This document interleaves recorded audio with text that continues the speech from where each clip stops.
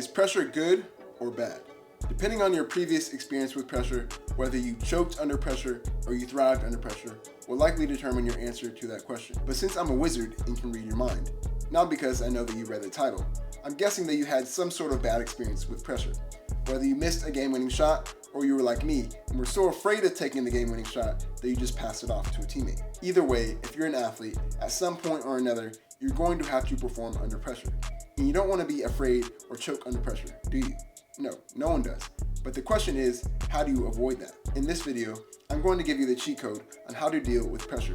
Not from my own experience, because although I played in college, I'm not going to sit here and act like I was some star athlete. But as a mental performance coach, I study the world's greatest athletes to gain mental tips and tricks to teach athletes like yourself. And one of the best athletes at dealing with pressure is Chris Hoy.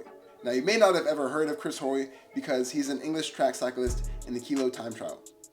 I'd never heard of that sport either, but the pressure he went through in the 2004 Olympics and how he dealt with that holds the key to how to thrive under pressure. In the 2004 Olympics, Chris Hoy was preparing to compete in the kilo time trial. So how it works is there's 10 cyclists and every cyclist goes one at a time to see who can get the fastest time.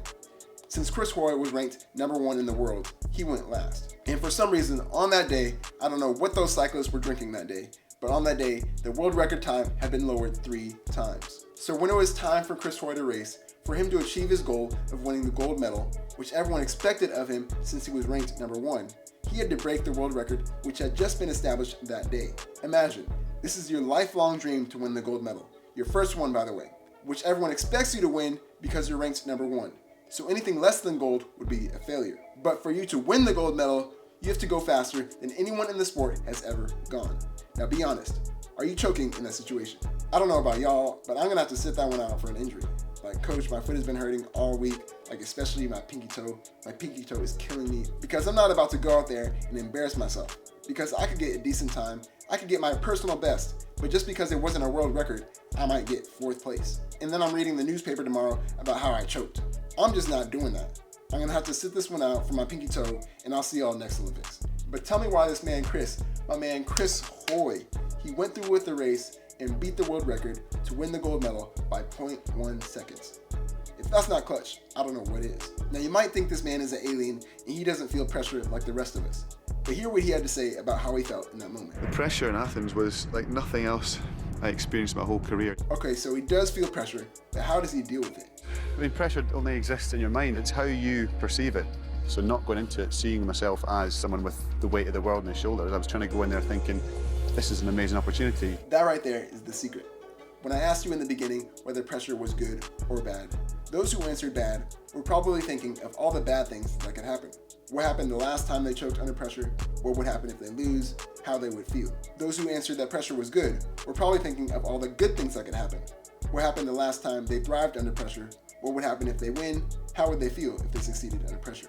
And that's the difference. Chris Hoy in that moment wasn't thinking about what if I fail or what if I embarrass myself, which, if I'm being honest, that's how I was thinking in that moment, and that's how I used to think in pressure situations. Instead, he was thinking, what if I break the record? What if I win gold? How would that feel? And that's why he went on to break the record and win gold. An easy way to remember this is to view pressure not for what you could lose, but for what you could gain. I'll say that again.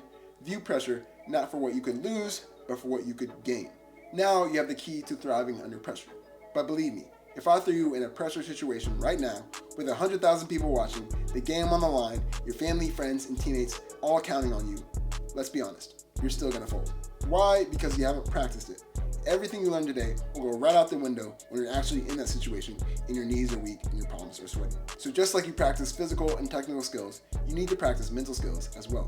To practice pressure, try to recreate those intense pressure situations in practice. So invite a crowd or your teammates to watch you and have them cheer or boo you. Add a time limit to each drill to add some intensity. Compete against a teammate in a drill and have a reward or punishment for whoever wins or loses. By adding these elements of pressure to your practice, you'll be able to recreate those moments where you feel nervousness and anxiety. But by doing this in practice, where you're able to practice performing under pressure over and over and over, when you finally do get into that pressure-filled moment in competition where you feel nerves and anxiety, you'll better know how to deal with those feelings. And in that moment, you will no longer choke. You will rise to the occasion. If you want to get coached by me in this mental skill or other mental skills like it, click the link in the description to schedule a free consultation.